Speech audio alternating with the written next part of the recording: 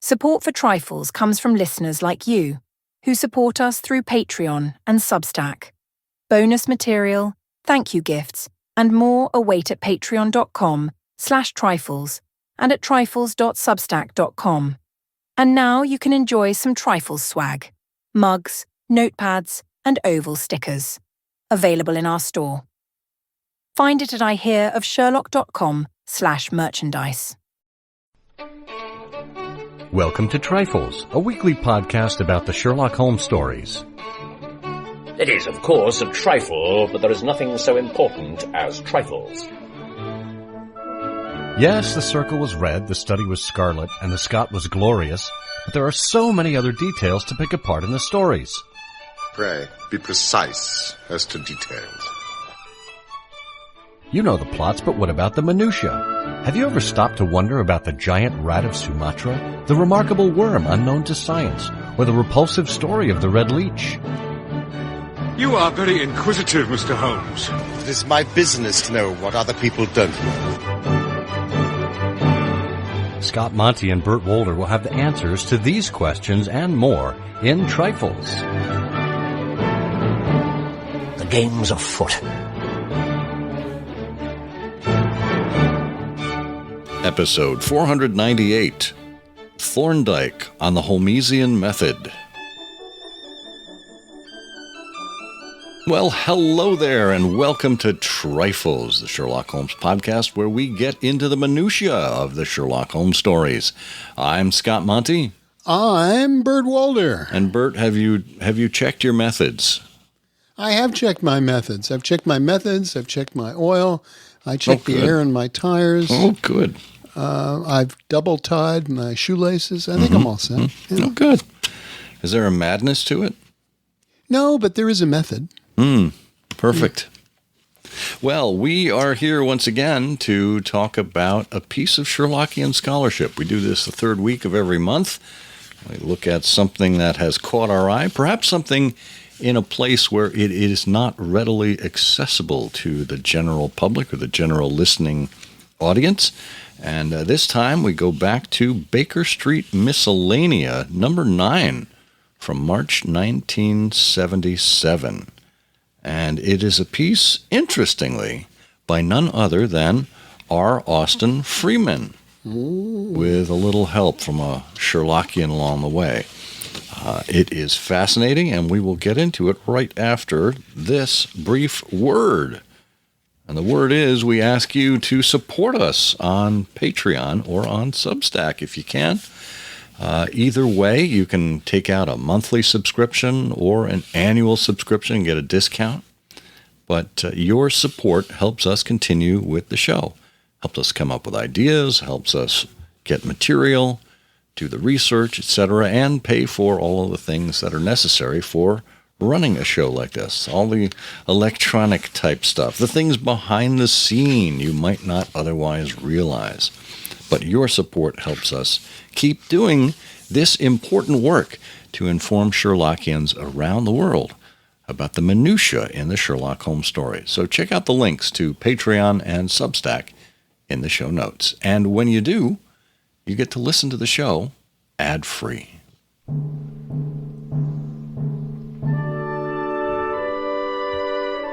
Well, Burt, I was poking around the Baker Street Miscellanea. I have a full run of it here on my shelf, and I saw the name R. Austin Freeman. And the title, obviously, was Thorndyke on the Holmesian Method, or Holmesian Method, depending on how you pronounce it. But I thought that would be interesting. I am a dilettante, a dabbler in the Thorndyke stories by R. Austin Freeman, but I know you are a great fan of them, so I thought this would be perfect to discuss with my pal Burt. Oh, well, that's a good idea. I love the Thorndyke stories, and every couple of years I'll read through all of them all over again. Freeman was a complicated fellow. Best to spend a little time to actually talking about R. Austin Freeman.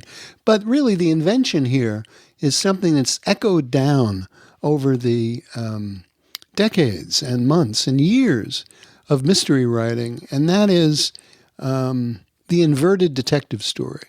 Now, it may be perfectly probable, because I'm no authority on the history of the mystery story, that other people had done an inverted kind of story before, but it's the kind of story that people tend to think about in terms of Lieutenant Columbo, who was very popular on television years ago.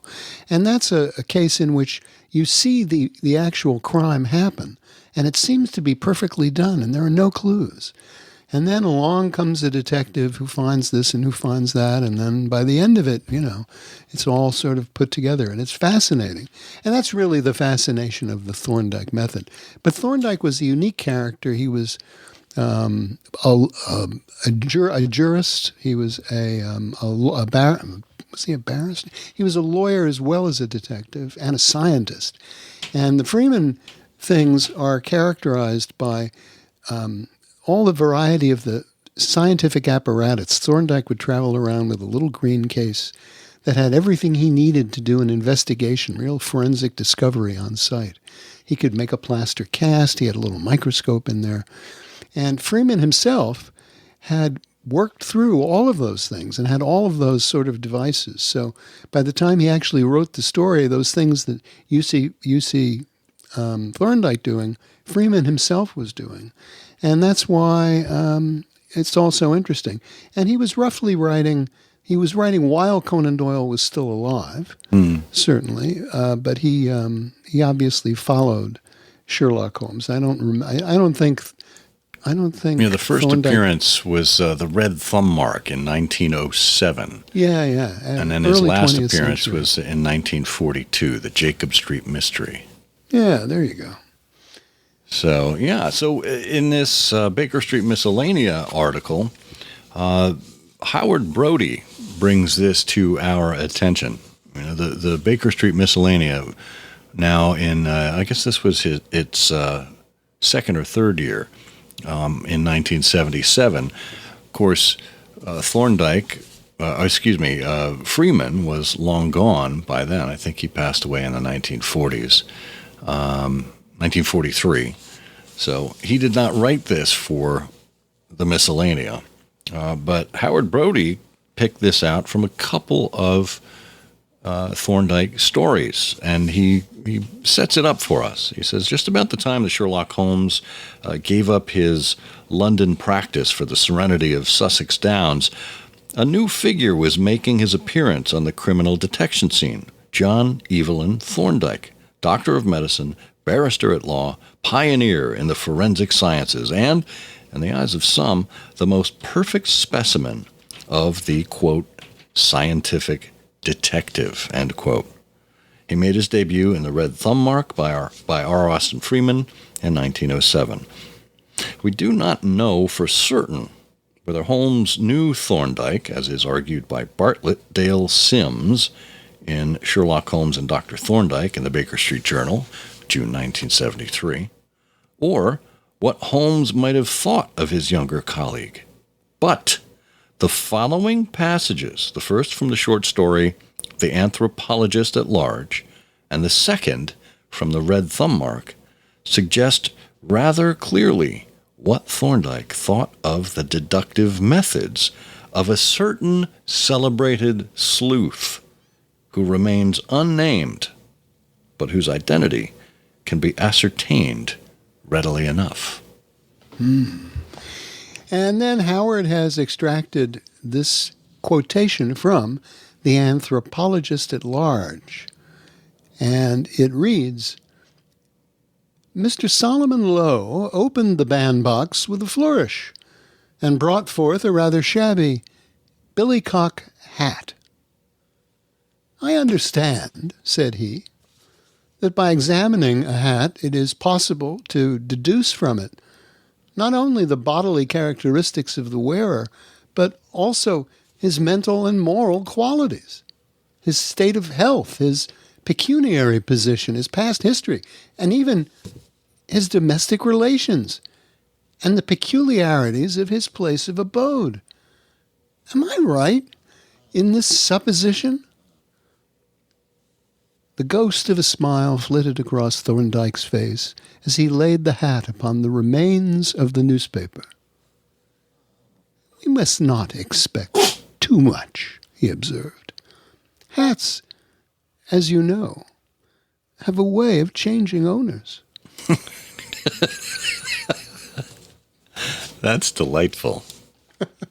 And clearly that is a swipe at what we saw in The Blue Carbuncle, where Holmes did his amazing feat of identifying certain aspects of Henry Baker before the latter showed up at Baker Street.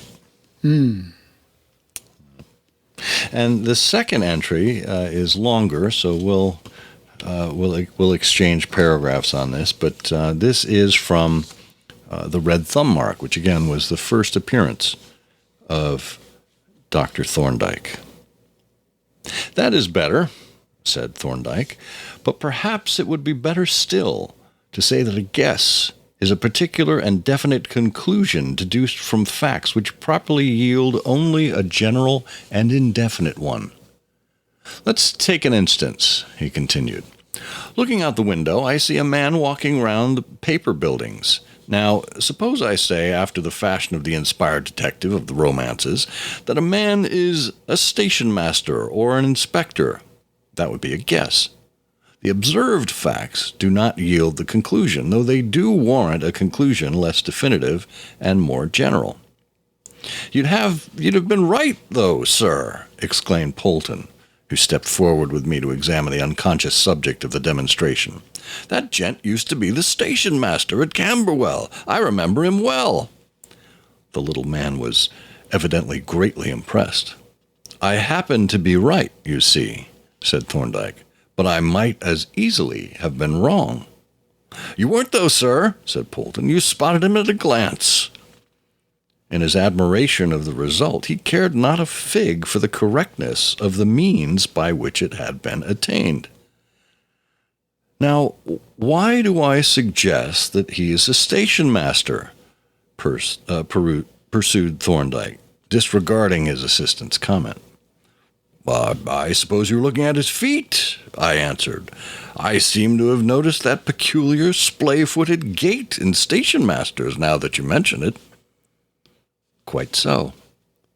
The arch of the foot has given way, the plantar ligaments have become stretched, and the deep calf muscles weakened. Then, since bending of the weakened arch causes discomfort, the feet may have become turned outwards, by which the bending of the foot is reduced to a minimum. And, as the left foot is the more flattened, so it is turned out more than the right. Then the turning out of the toes causes the legs to splay outward from the knees downward, a very conspicuous condition in a tall man like this one. And you notice that the left leg splays out more than the other."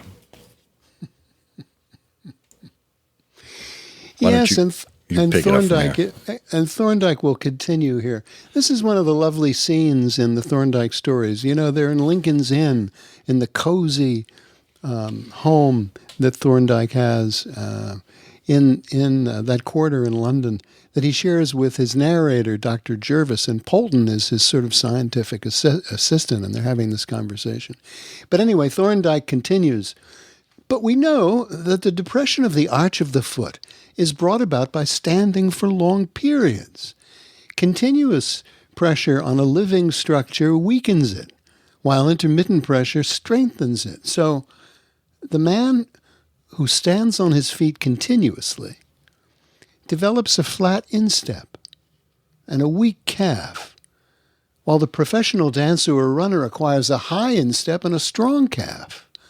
Now, there are many occupations which involve prolonged standing and so induce the condition of flat foot. Waiters, hall porters, hawkers, policemen, shop walkers, salesmen, station masters, they're examples.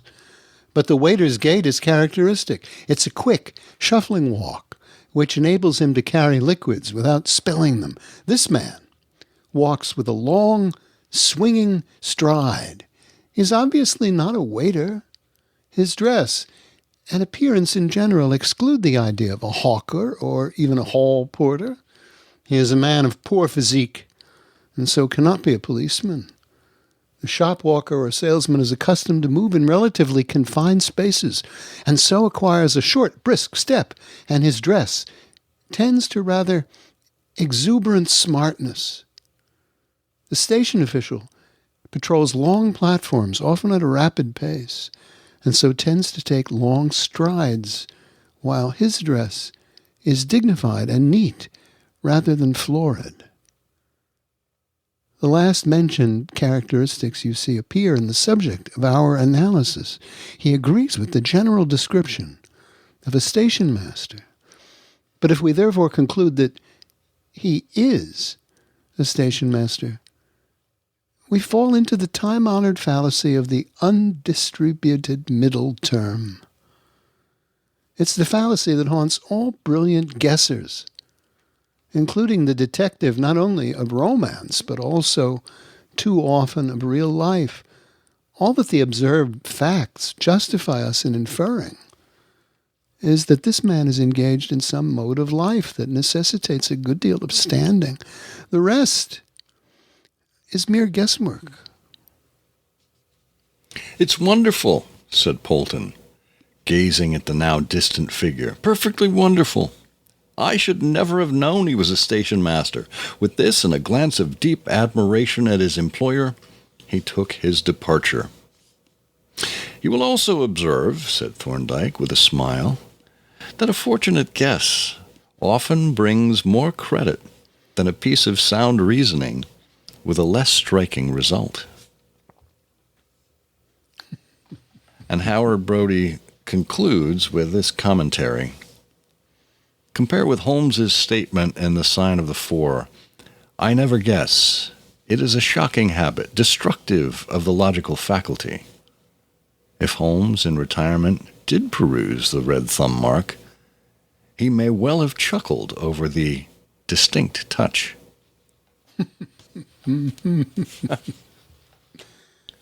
That's great. It is, and it's just a great reminder that there are associated authors and stories out there, contemporaries or near contemporaries of Holmes, that are still fascinating to read after all these years. Oh, yeah. Well, also it shows you, that when you read these things, and if you pay attention to them and just sort of think about what's going on, you can learn a lot about, or come to conclusions rather than learn, about the author. Here in the character of Thorndyke, we've wrapped up everything. He's a doctor of medicine, so he's Watson. He's a barrister at law. He's a pioneer in the forensic sciences. And he has all sorts of gadgets and cameras and microscopes and chemical apparatus and things. And he has an assistant, Polton. So they tend to be very fascinating. But if you think about, if you take a little step back and say to yourself, well, okay, we just heard these quotations from an adventure. They do sort of stop the plot, right? Sort of like a cement block. Yeah. But still, it's part of the attraction, and Freeman couldn't resist it. He really, really couldn't resist, I don't think, tweaking Holmes and,